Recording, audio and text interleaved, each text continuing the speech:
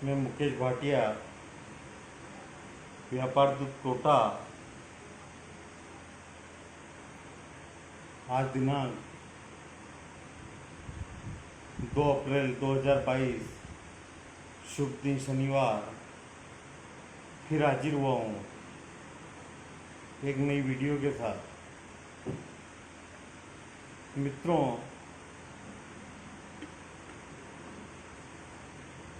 सरसों व सोयाबीन दोनों ऑयलसीड हॉट कमोडिटी बने हुए हैं। हालांकि सरकार ने जो अभी स्टॉक सीमा लगाई उससे एक दो दिन बाजार मध्य आए, लेकिन जैसा कि मैं पूर्व में भी कहता रहा हूँ कि सपोज करो बाजार मंदे आते हैं तो पैनिक होने की ज़रूरत नहीं, घबराहट में आने की ज़रूरत नहीं है, क्योंकि कोई भी सरकारी फैसले होते हैं इनका 2021 से लगातार मैं देख रहा हूँ प्रभाव 2 दिन 4 दिन या 8 दिन रहता है। तो कहीं से कहीं तक घबराने वाली बात मुझे नहीं समझ में आती है। और रहा सवाल एक लाइसेंस में इतनी स्टॉक सीमा है, अरे तो भैया आज लाइसेंस एक थोड़ी बचा है, 4-4 5-5 10-10 लाइसेंस लोगों के पास होते हैं। तो इसलिए इतना पैनिक होने की ज़रूरत नहीं है तथा घबराहट में आने की ज़रूरत नहीं है। जैसा कि मैंने सरसों सोयाबीन का पूर्व में कहा था कि सोयाबीन 7,000-7,500 के बीच में कंफर्ट मार्च रहेगी, वैसा ही हुआ। वह सरसों मेरी इच्छा थी 5800 6,000 6200 में लोग स्टॉक करें, थोड़े ऊपर में स्टॉक हुआ, लेकिन अलबत्ता कोई बात नहीं। 6,000 6200 की जो सोयाबीन है वह 7,000 या 7,000 के आसपास या प्लस मुझे अप्रैल में नज़र आ रही है।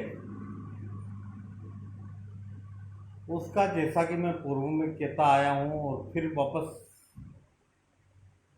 रिपीट करता हूँ कि न सिर्फ भारत की बल्कि पूरे विश्व की खपत बढ़ रही है तथा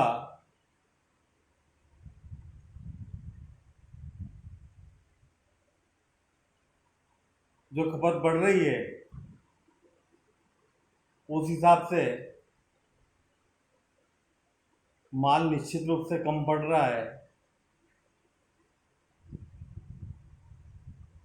कि लास्ट ईयर में भी सरसों के साथ ऐसा ही हुआ कि लास्ट में जाते जाते सरसों मिलना मुश्किल हो गया था तथा अब सोयाबीन में भी वैसा ही हो रहा है। सोयाबीन की बात करें तो सोयाबीन में जो मैंने 7,000-7,500 पिछले मार्च के हिसाब से कहा था, उसी अनुसार आगे बढ़ते हुए बाजार धीरे धीरे अब 8,000 8,500 के बीच के लेवल पर अप्रैल माह में भी पहुंच जाएं, ऐसी संभावना है। हालांकि लोग ये कह रहे हैं कि साहब रूस यूक्रेन युद्ध की वजह से ऐसा हो रहा है। नहीं मित्रों, रूस यूक्रेन युद्ध की वजह से नहीं, क्योंकि अमेरिकन सोयाबीन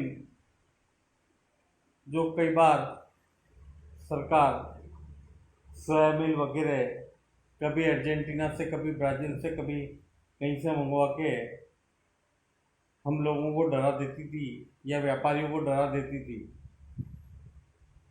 अब चूंकि इंटरनेशनल मार्केट ऑलरेडी तेज है, ठीक है, 2 दिन की मंदी है, 2 दिन आप मंदे कर लो, 4 दिन की मंदी 4 दिन मंदे कर लो, बाकी अल्टीमेटली बाजार जो है वो एक तो प्लस ही और बाजार तेज ही रहेंगे, ये भी संभावना मुझे दिख रही है। हालांकि पहले एक दो प्लांट वालों ने इंटरव्यू देकर यह फैलाने की कोशिश की थी कि सोयाबीन में तेज नहीं है। तो मित्रों, इस टाइप के प्लांट वाले या इस टाइप के कुत्सित विचार वाले किसी भी इंटरव्यू पे गौर न करें। और मेरा सीधा सा एम है कि 2022 में ही हमेशा किसान व व्यापारी दोनों का उत्थान हो। तो जो सत्य बातें हैं या जो सत्य होने वाली स्थिति है उस बारे में बोला जाए तो ज़्यादा अच्छा है। सोयाबीन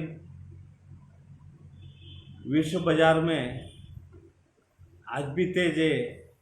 सरसों, जैसा कि मैं पूर्व में कह चुका हूँ कि चाहे कनाडा हो, चाहे वेस्ट अफ्रीका या अर्जेंटीना, फसल छोट है तथा उसी का प्रभाव भारत के सरसों और सोयाबीन दोनों पर दिख रहा है। तथा आगे कोई नई सोयाबीन पैदा नहीं हो गई है। ठीक है, आप 8 दिन 15 दिन जैसा कि अभी हुआ 7,7500 रुपये पर टिकी रही, हालांकि ऊपर ही रही, लेकिन आप 7,7500 के आसपास का भाव मान लो। इन भाव में लेनी बनती है। तथा अप्रैल में ही मुझे सोयाबीन 8,000 से 8500 दिखती है तथा सरसों 7,000 के ऊपर अप्रैल माह में भी आ जाए ऐसा लगता है।